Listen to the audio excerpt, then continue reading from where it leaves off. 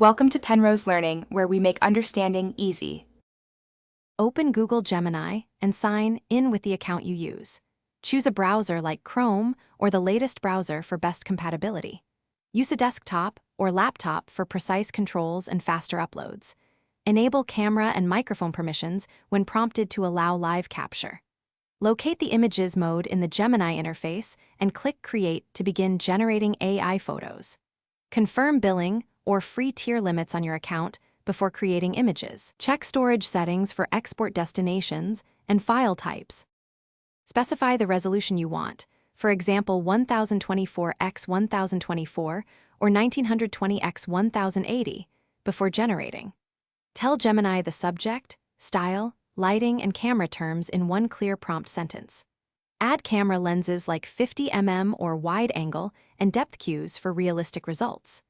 Use negative prompts to remove objects or artifacts you do not want in the image. Set aspect ratio to 16:9 for landscapes or 3:4 for portraits.